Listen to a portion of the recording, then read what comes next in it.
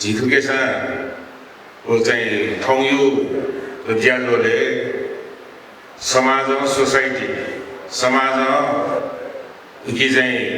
आलाउ ज्यासुन या त्यो भयो कि चाहिँ वालिया काट्दा कि एक थलक्क सेवा चाहिँ थपार मुजान या फैला चाहिँ छिटो लगाइदिएको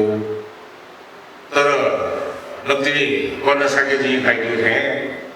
लिडरशिप वाला तो भाइके लिडरशिप विषय चाहिँ को चाहिँ विश्वास त भाइके मनोदेशमा कि चाहिँ सुरु गरेर छ ग्वालिया गरायो थौयो विद्या गर्नु न केमको गरायो लगायो म खास गरेर यो चाहिँ हामी सबै एउटा कुरा के एउटा चाहिँ बुझ्नुपर्छ भन्दाखेरि राम्रो काम यो चाहिँ जुन छ त्यो काम गर्नुको लागि गाह्रो चाहिँ हुन्छ तर त्यो गाह्रो कामलाई कार्यान्वयनतिर चाहिँ ल्याउनुको लागि नेतृत्व चाहिँ राम्रो भयो विश्वासिलो भयो भने चाहिँ हुन्छ भन्ने कुरा यो त के छ भन्दाखेरि पोलिटिकली चाहिँ हेर्दाखेरि अब 46 सालको जनआन्दोलनमा सर्वोच्च कमान्डर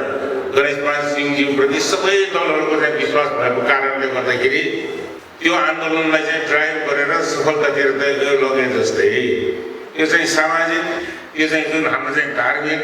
यो चाहिँ कार्यहरूमा पनि के हो भन्दाखेरि कुनै कार्यलाई चाहिँ सम्पन्न गराउनलाई त्यसलाई चाहिँ सुसम्पन्न गराउनको लागि यो चाहिँ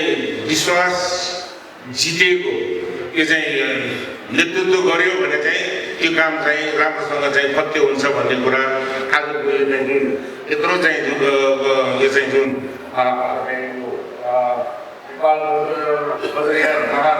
या लुम्बिनीमा चाहिँ बनाउँदाखेरि यो चाहिँ सबैको त्यो के भन्दाखेरि भित्र हृदयदेखि नै के गरौँ भन्ने चाहिँ भावना भएर दान दिएर चाहिँ यो चाहिँ सफल भएको चाहिँ छ म केही वर्ष अगाडि बिचमै बिहार बनाइराख्दाखेरि नि म पनि मैले चाहिँ त्यो भिजिट गर्ने चाहिँ मैले चाहिँ मौका पाएको थिएँ मैले त्यो बिहार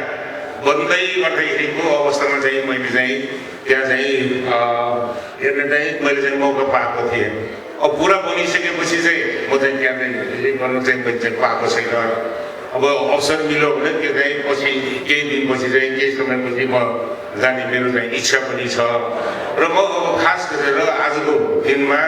हाम्रो चाहिँ नरेश गुरुजीको चाहिँ नेतृत्वमा जुन यो कार्य ठुलो यो बज्रयान त्यो चाहिँ हाम्रो यो चाहिँ महाविहार यो लुम्बिनीमा चाहिँ बनेको छ यसले चाहिँ लुम्बिनीमा खास गरेर हामी चाहिँ हेर्दाखेरि यो चाहिँ त्यहाँ चाहिँ लुम्बिनीमा चाहिँ जुन स्ट्रक्चर्सहरू बनेको छ विभिन्न राष्ट्रहरूको चाहिँ त्यो भनौँ न त्यहाँ त्यो लुम्बिनीको त्यो प्राङ्गणभित्र चाहिँ अब बिहारहरू सबै विभिन्न सेक्टरको चाहिँ बनेको चाहिँ हामी देख्छौँ र विदेशीहरूको त्यसमा चाहिँ धेरै ठुलो चाहिँ त्यहाँ चाहिँ ठाउँ ठाउँमा चाहिँ आफ्नो चाहिँ यो चाहिँ आस्था अनुसार यो चाहिँ बुद्धिस्ट फिलोसफी अनुसार त्यहाँ चाहिँ विभिन्न प्रकारका विहारहरू हामी पाउँछौँ तर यो चाहिँ के हो भन्दाखेरि विशुद्ध नेपालीहरूले नि प्रारम्भ गरेको नेपालीहरूले नि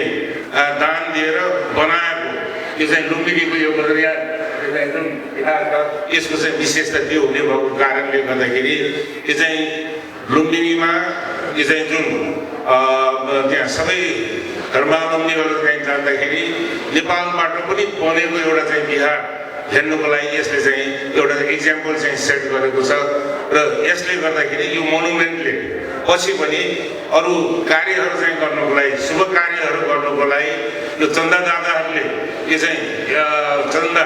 ठिक ठाउँमा चाहिँ दिएको खण्डमा राष्ट्रको लागि समाजको लागि यो चाहिँ अनन्तकालसम्म